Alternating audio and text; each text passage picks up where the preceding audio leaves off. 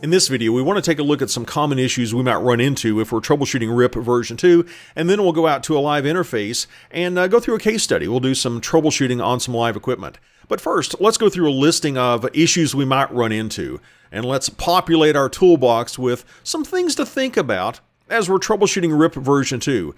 And to be honest, you're probably not going to be running into that many networks that are using RIP version 2. It's not considered to be a very robust protocol, but it is easy to set up, and for that reason it still might be out there in some networks you're working on. But let's take a look at some common troubleshooting issues with RIP version 2. First up, it's possible that the IP address on a router interface is incorrect. It belongs to a different network than the neighboring router, and they need to be on the same subnet to exchange routing information. It could be something as simple as the interface is administratively shut down. Obviously, that's going to prevent us from sending or receiving any RIP messages. Maybe the interface is not participating in the RIP process. We can use a network statement to make an interface participate in the RIP routing process. And the network statement, or the network command, that's very misunderstood. A lot of people think that if I say network 10.0.0.0, I'm saying I want to advertise the 10.0.0.0 network via RIP. That's not really what I'm saying. If I use the network command and specify network, I'm saying I want any interface whose IP address belongs to this network to participate in the RIP routing process. I'm not explicitly saying advertise this network. The network command is actually used to make an interface participate in the RIP routing process. Maybe the interface is configured as a passive interface. We've said network, and we've given a network statement that will encompass the IP address of an interface so that we can advertise that network via RIP version 2. But if we say passive, then that interface is not going to be sending or receiving any RIP messages. It's not going to be processing any RIP messages. And that might be appropriate for a user-facing interface going out to a wiring closet switch. But if I have a passive interface configured for an interface that's supposed to get me to my next hop router, obviously that could be an issue. Maybe a network is unreachable on a RIP version 2 network because it's too many hops away. This is one of the limitations of RIP. We have a 15 hop count limit. In other words, I can go through 15 routers at a maximum in order to get to a destination IP address. If that destination IP address requires that I go through 16 routers, that's too much. A hop count of 16, and hop count is what RIP uses as its metric, a hop count of 16 is considered to be infinity. If we're more than 15 hops, it might as well be a million hops. It's too far away. Maybe we have authentication configured on our router interfaces. And if our authentication credentials do not match up, we're not going to be exchanging RIP messages. Maybe we've got automatic summarization enabled, and this may be enabled on your router running your particular version of Cisco iOS. You might have auto summarization enabled for the RIP routing process, and here's what that does. Auto summarization has a good intent. The intent is to cut down on the number of unique networks that need to be advertised via RIP, and what it can do is take a block of subnets of a classful network, and instead of advertising those individual subnets, it can advertise just the classful network, cutting down on the number of networks that get advertised. On the downside, if I have different subnets of the same classful network that are connected to different routers in my topology, that could lead to some issues. In fact, we might see that issue in just a few moments when we go out to the live interface. So oftentimes, we might need to say no space auto summary under the router RIP configuration mode to make sure that RIP version 2 is going to be advertising specific subnets, not just classful networks. Something else that might cause us some unexpected behavior is having the maximum paths value set incorrectly. RIP is able to load balance across equal cost paths, and we can go in and set a parameter that says, here's how many paths RIP can simultaneously load balance across. Well, maybe we've set that to 1. And we're trying to do load balancing, equal cost load balancing across a couple of links.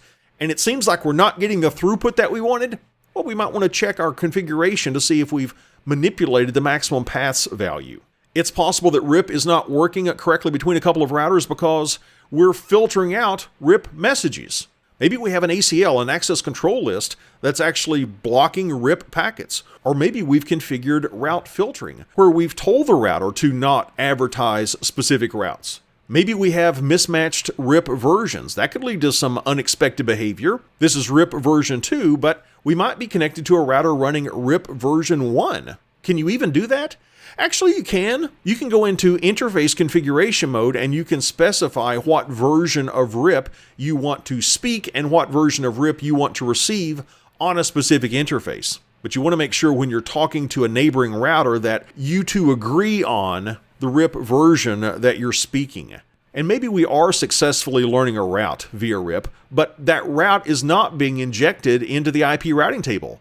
Maybe that's because RIP has a fairly high administrative distance. Remember that we've got an administrative distance of 120 with RIP, it's 110 with OSPF, it's 90 with EIGRP, it's 1 for a statically configured route by default, it's 0 for a directly connected route. Maybe the reason a RIP learned route is not being injected into our IP routing table is it's simply not as believable as another routing source. And now that we've talked about this list of common RIP version 2 troubleshooting issues, let's go out to a live interface and see if we can resolve a RIP version 2 trouble ticket.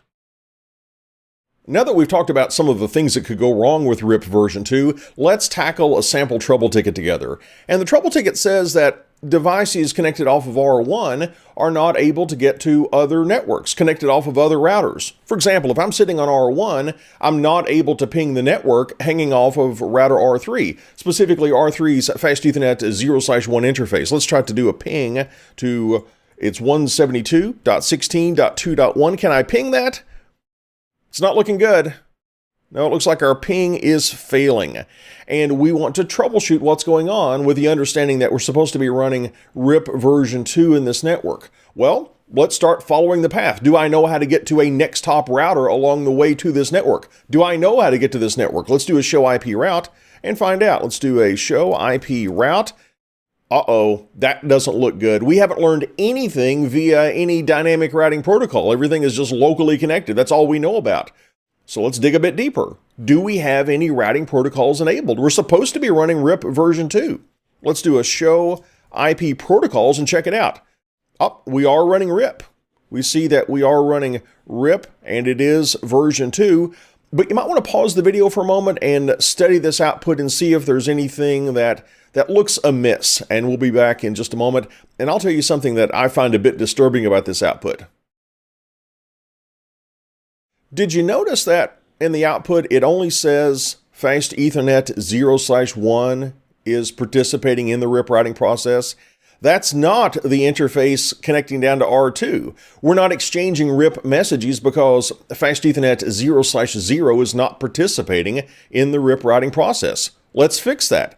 Let's go into router. In fact, before we fix it, let me show you the existing configuration for RIP. Let's do a show run pipe to section router RIP, and notice that this network command makes Fast Ethernet 0/1 participate in the RIP routing process, but we need an additional network command to make Fast Ethernet 0/0 participate in the process. Remember, the network statement does not say advertise this network. What we're saying is any interface that has an IP address in this network address space, let that interface participate in RIP. What I'm going to do is go into router RIP configuration mode and say network 10.0.0.0. And it would not do me any, or it would not give me any benefit to say 10.1.1.0. You might think that would be more specific for the Fast Ethernet 0/0 interface, but actually RIP in its network statement only wants the classful network. If I did type in network 10.1.1.0 and I went back and looked at my running configuration, it would have been replaced with 10.0.0.0. Let's see if we're learning anything now. Let's do a show IP route. We are learning some things via RIP. Fantastic. It looks like I've learned about the 192.168.1.0/24 network, and it looks like I've learned about the 172.16.0.0/16 network. Now that's curious, because I have a subnet of that classful network connected to R1 off of Fast Ethernet 0/1. I've got 172.16.1.0/24, but off of R3, if you'll notice in the topology, we've got 172.16.2.0/24. I don't see information about those specific networks. I just see the classful information. Let's see if we can ping R3. Can I do a ping to 172.16.2.1? No. It's not looking good. Well, what's going on here? I'm learning information via RIP, but for some reason, the ping still doesn't work. Well, let's go to R2, sitting in the middle. Let's see what it knows about. If I go to R2 and do a show IP route, it does know about the 172.16.0.0/16 network, and it knows that there are two ways to get there, but this is concerning, isn't it? It doesn't have information about the specific subnets. It's giving the classful network, and it says, yeah, to go to this network, go to R1. But then it also says, to get to this network, go to R3. Sometimes we might go to R1, sometimes we might go to R3. That's not good. That could cause some connectivity issues, and in fact, it is causing connectivity issues. You might want to pause the video now and think about what could be going on to cause this type of issue. Well, as you thought about the characteristics of RIP, did you recall RIP's auto summary feature? With auto summary, what RIP will do is take subnets of a classful network and represent all of those subnets within a classful network as a single advertisement. It will advertise just the classful network. And this may or may not be on by default, depending on your version of Cisco iOS and your router platform. But here, I wonder if it's on. Let's go to R1 and take a look. If I go to R1 and do a show run pipe to section router RIP again, I don't see any commands that says, yeah, do summarization, and that's because it's on by default. Let's turn off auto summary. Let's go into router RIP, and I'll say no auto-summary. In fact, let's do that on all of our routers. I'll go to router R2, and I'll say router RIP, no auto summary. And let's go to router R3, and we'll say once again, router RIP, no auto summary. And just to make everything take effect and converge quickly, I'm going to clear out the IP routing tables. I'm going to say clear IP route star. And let's do the same thing on our other routers, and then we'll see if we have connectivity. Clear IP route star. And on R1, we'll do a clear IP route star. Now what we've done, we've gone to each of our routers and we've said, do not do automatic summarization, or do not summarize at the classful boundary. Let's see if that helped us. Let's do a show IP route. Oh, this is looking better. Check this out. Now we've got specific subnet information. Now we know that 172.16.1.0/24, we know it is directly connected, and we know that 172.16.2.0/24, it's somewhere else. It's learned via RIP, and we're going to get there by going out of Fast Ethernet 0/0. Let's go to R2. What does it look like? If I do a show IP route, before it just knew about the /16 network. It knew about the classful network. Now it knows that if you're going to this subnet, go out of Fast Ethernet 0/0. If you're going to this other subnet, go out of this other interface. Well, let's see if we now have connectivity. Let's go back to R1.